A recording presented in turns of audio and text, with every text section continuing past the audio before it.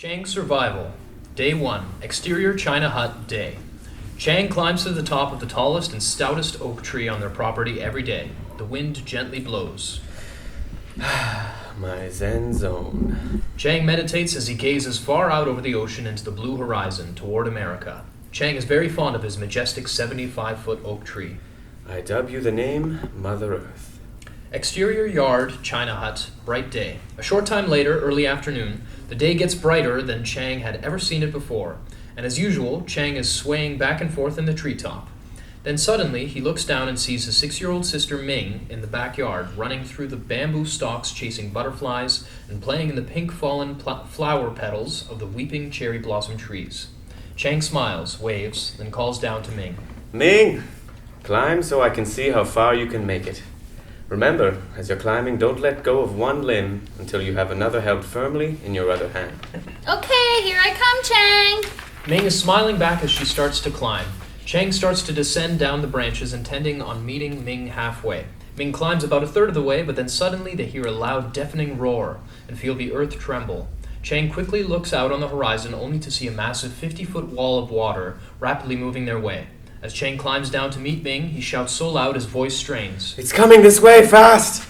Climb as fast as you can, Ming! Right now! What do you see, Chang? Ming looks up, and Chang looks serious. Climb faster, please, Ming! So with a look of terror on her innocent little face, Ming climbs even faster. I climb fast, Chang! Ming grunts as she looks back down to place her footing. Chang! Ming looks back up at Chang.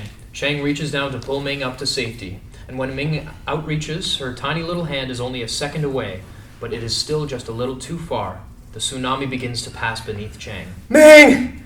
I love you, Ming! But Ming doesn't even have enough time to respond. As a cold mist of water covers Chang's face, all he can do is watch helplessly as the 50-foot wall of water crashes right beneath him and whisks away his little sister Ming.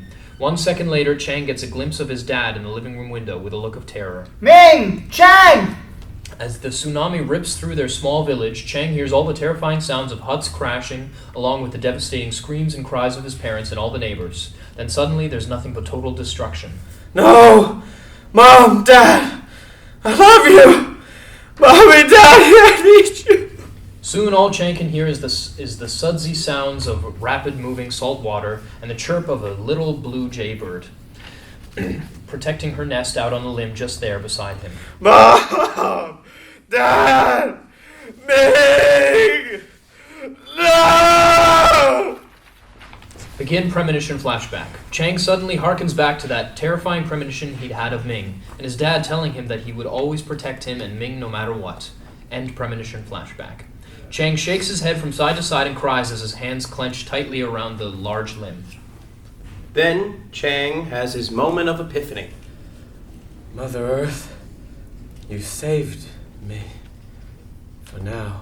Then Chang suddenly blinks his eyes in disbelief because he sees a ghostly light come out of the ocean and then follow straight behind Ming.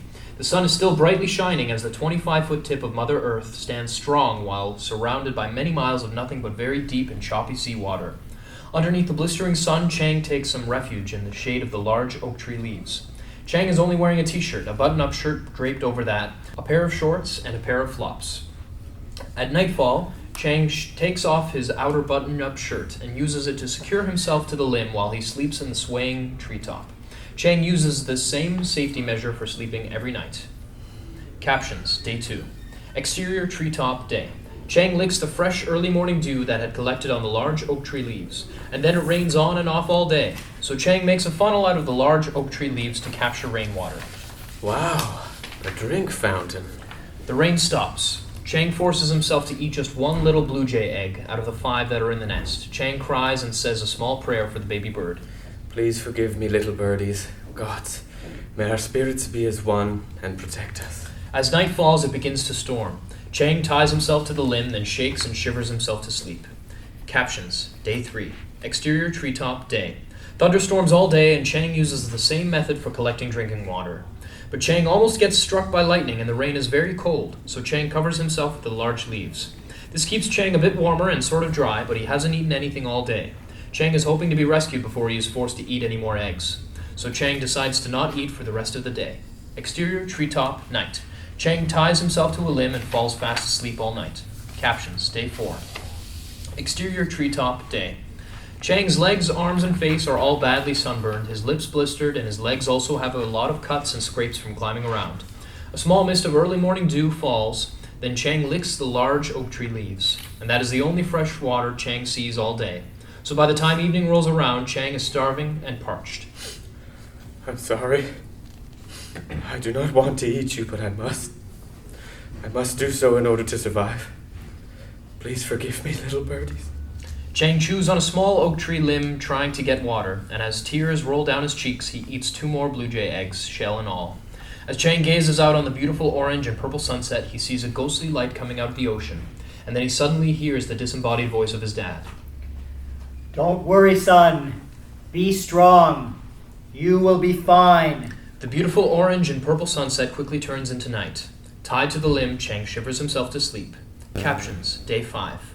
Exterior treetop day. Early next morning, there's another small sprinkle of rain, but then for the rest of the day, it's a dry scorcher. By late afternoon, Chang is starving and parched as he reluctantly but quickly grabs another blue jay egg. This leaves 1 egg left in the nest, and Mama Bird is squawking. Hours later, just before dark, Chang quickly climbs out to an opening in the leaves because he hears a low-flying helicopter slowly coming his way. Chang flings his arms, waving his hands high in a desperate attempt to be rescued. But the helicopter passes Chang by anyway. Chang's heart drops. Interior helicopter cockpit, late afternoon. Screeching and static from CB radio. Air Patrol to Maritime Rescue Team, do you copy? Over. I got a copy. Go ahead. Over. Shh. There's a little boy stuck in a tree about 10 miles southeast of you. Can you get to him? Or do I need to turn back now? Over. Not a problem at all. We'll head straight over there. Go ahead with the coordinates. Over. Shh. Chang is sitting in the treetop, slumped forward, feeling the agony of defeat as he truly believes that his only rescue has unknowingly abandoned him. Chang looks up and yells out one last time. Please come back! Help me, I'm here! The helicopter keeps right on flying the other way, but unbeknownst to Chang, the maritime rescue boat is quickly headed straight for him. Soon in the distance, Chang hears a rescue boat coming in fast, so he quickly holds up his hands and waves them around. I'm here! Right here! Chang is exhausted, starving and parched, blistered by the sun, his legs bleeding from scrapes. Suddenly, Chang also hears loud thumping sounds of 2 news coverage helicopters arriving, and they are just in time to capture Chang's touching rescue on camera. While cameras are rolling, it's obvious that Chang is very nervous and quite anxious to get back to safety. You want me to jump down onto the boat? No, don't move, son. We will come to you. Okay. What's your name, son? Chang Woo! The rescue worker grabs Chang's arm to pull him to safety, then wraps Chang in a wool blanket. Begin flashback. Chang starts to have flashbacks of his mother and father being covered by seawater, a flash of his sister Ming getting washed away, and the thunderstorms beating down on him in the swaying treetop. Then visions of eating the blue jay eggs, and the sad sounds of Mama Bird squawking, and flashback. Chang collapses while sobbing. Then the rescue team gives Chang a canteen full of water and a few rice cakes, and Chang quickly scarfs it all down. Mr. Chang Woo, can you tell us what happened to you? How did you get stuck in that tree? Chang begins to tell his story, and the media hang on to every little word that Chang has to say.